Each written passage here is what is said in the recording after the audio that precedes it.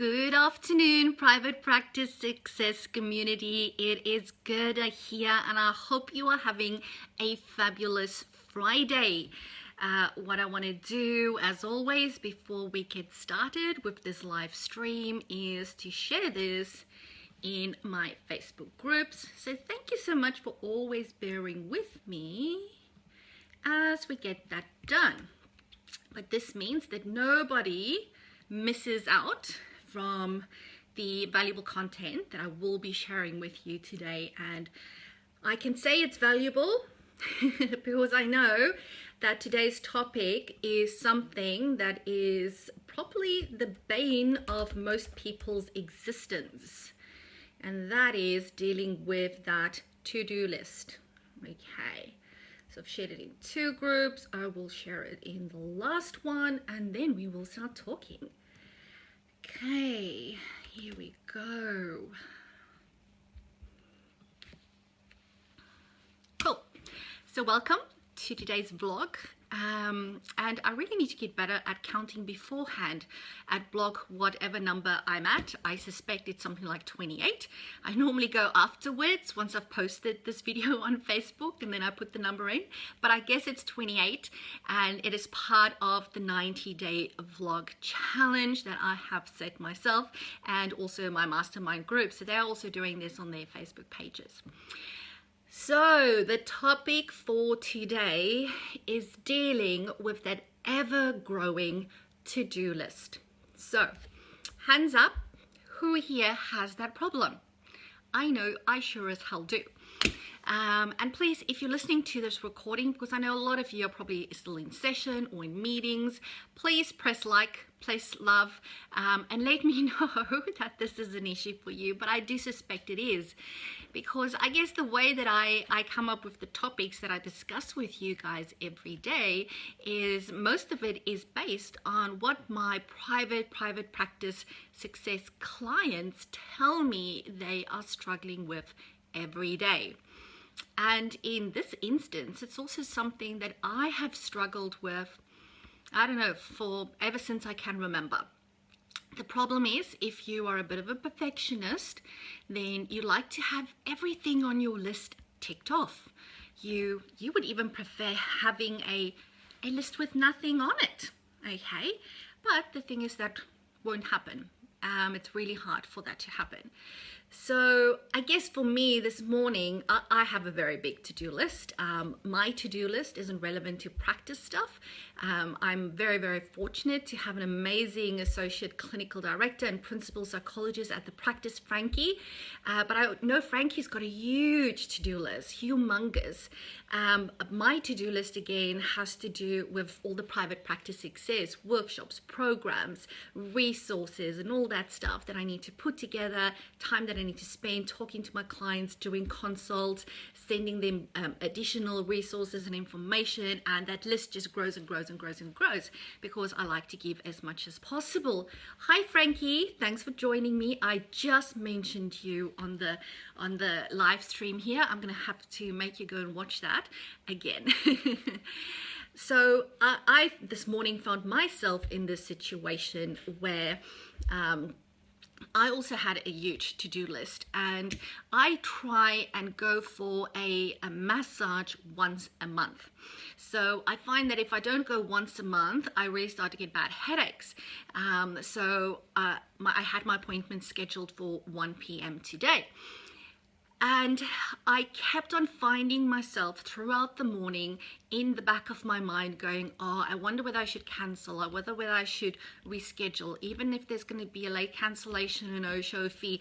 And I found myself constantly weighing up in the back of my mind priorities, you know, my to-do list and my value towards giving my clients, my PPS community, and my team at the Psych Professionals as much support as I can versus taking an hour out of my schedule for myself. And I eventually just said, you know what, Gerda, you need to go and have that massage, because if you don't, it's going to come back to bite you. Self-care is so important. So I guess the first message, guys, is that on that ever-growing to-do list, do you have yourself on there? Frankie, you are watching. Let me know. Are you on your list? You know, whether that is going for a 20-minute walk after work with your doggies, whether it is taking yourself out for a coffee at the coffee club and just sitting in peace with no phones, nothing else, and just, you know, collecting your thoughts and, you know, playing on your phone or doing whatever it is that does it for you. You need to be on that to-do list first. And guys, we know this, but we constantly fall off the bandwagon. So I want to remind you again today. And I'm 100% convinced that you tell your clinical clients in your practice this very same thing that I'm telling you now. So it's not new, okay? All that needs to happen is that you need to start implementing this thing that you know works, and that is to put you on that self-care list and at the top of your to-do list. So that's the first thing. I'm just watching the time here because my kids are going to come home any minute from school, so there might be a ruckus when that happens. So that's the first thing you need to do, because if you're looking after yourself, you are so much better mentally and physically ready to get stuck into the other stuff. The second thing I want to say about the to-do list is to accept that it will always be there. Accept that you are never going to tick everything off, and accept that it's always going to be growing.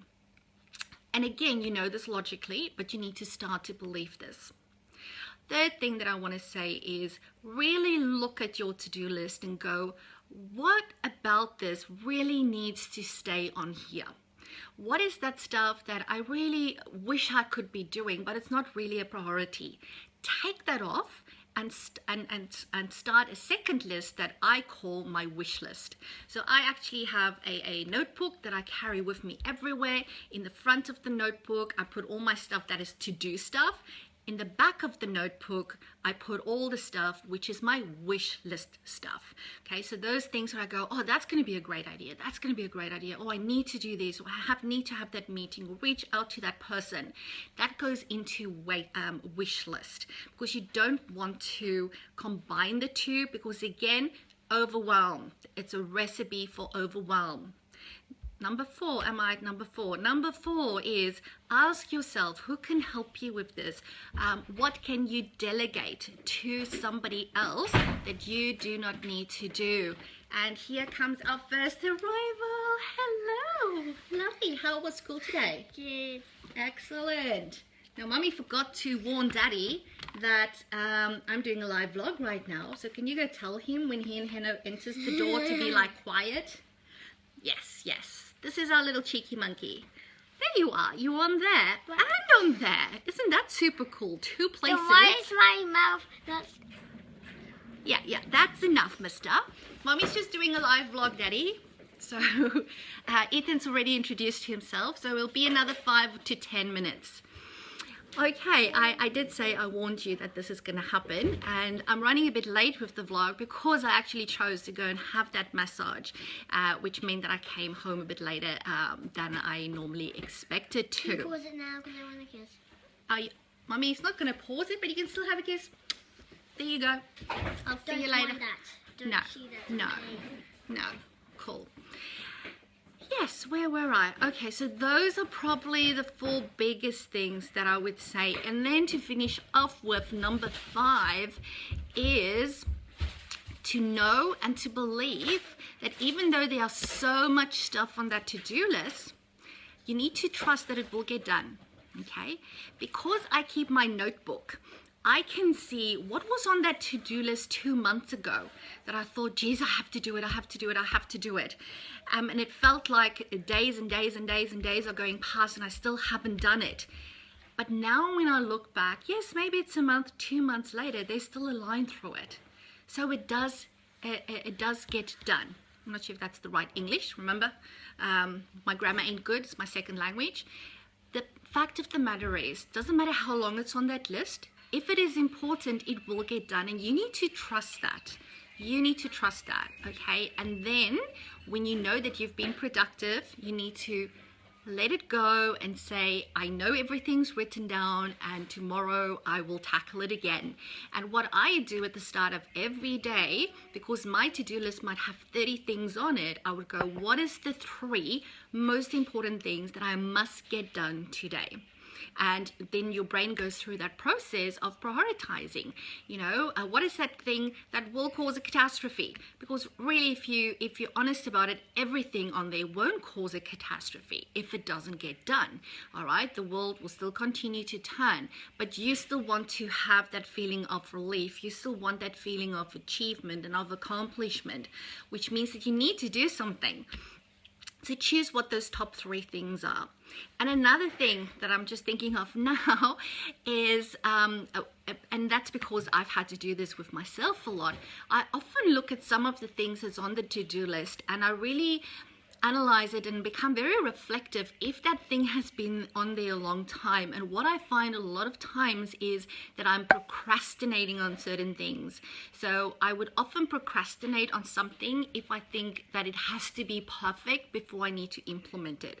And that's when I need to become more self-aware and go, okay, Gerda, remember, you're trying to be better.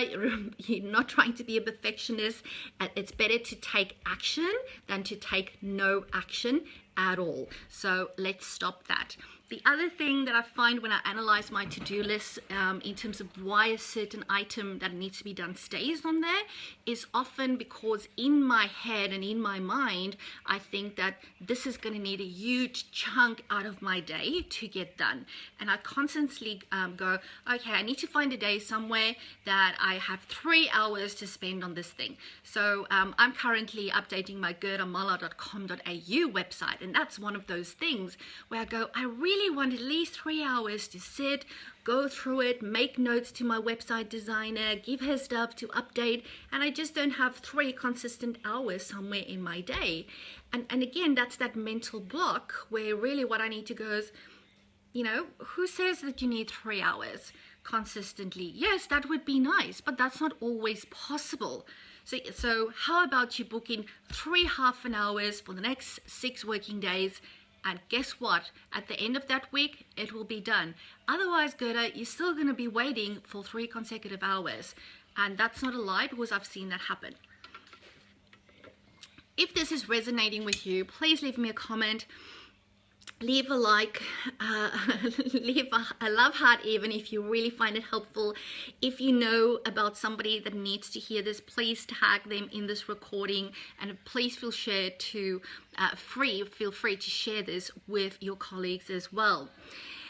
Now, because this is such a big issue, because this is consistently coming up for a lot of the practice owners that I work with, because I've been struggling with, to-do lists and really staying on top of it, and not really staying on top of it, but managing my own expectations around it, whilst managing my need for achievement and growth and expansion in my business, I thought, would it not be nice to actually create a space where you can go and say, let's mark out 1, 2, 3 days in our schedule to look at what are those big projects that I want to get done. What is that stuff that's been on the back burner for the last 2, 3, even 6 months? And some of you might know that last year we had a Get It Done retreat. So my thinking was, and I was reluctant to do it at first because I've just told you I do believe in breaking things down in little chunks, but when I listen to my community, when I listen to my clients, I'm hearing more and more that people want a space for them to be creative. If I look at especially my high-level private practice success clients, these are men and women, practice owners, they are psychologists, speech pathologists, occupational therapists with the most fantastic ideas for expanding their practice, the most fantastic projects that they want to breathe life into, and they just do not get the time to do it. Sometimes my mouth hangs open when I listen to my clients and they tell me about all these amazing ideas that they have, and it would be sacrilege, is that the right English word, not to let those things come to fruition. So I've been thinking, and I've looked at my diary. I've got like a big calendar from Officeworks here in my home study, and I found 3 days out of my schedule that is available. So, and I don't have a lot of details here. I've like literally decided in the last 12 hours that I want to do this on the 22nd, 23rd, and 24th of June. I'm going to run a Get It Done retreat. Okay, so this is going to be 3 days. And why 3 days? Because 1 day just ain't enough. You're just going to get, started, and you're going to go, oh my God, now I need to go back to the practice or back home again. 2 days, yeah, that's okay. But I really think 3 days is that magical number where you will be able to leave at the end of 3 days going, OMG, that was the best thing I could have done. I've got so much stuff done. I actually completed it, whether that is writing 3 ebooks that you want to sell on your website, whether that is compiling your quarterly marketing plan for the next 3 months and actually putting all the marketing material together, whether that is reviewing your website and writing your content, whether it is writing your operating manual or, doing a presentation of all your policies and procedures and putting that into a recorded training for your new team members. Doesn't matter what it is, and it's going to be different for each person depending on where you are at.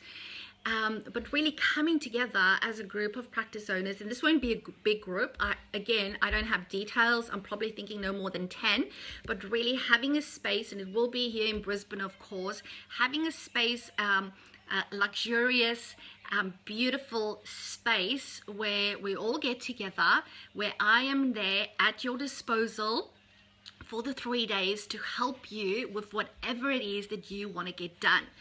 If Frankie is available, I will speak to her and I'll ask her to be there. So Frankie is my principal psychologist. And what I'll also do on the Thursday and Friday, get my accounts person to be there.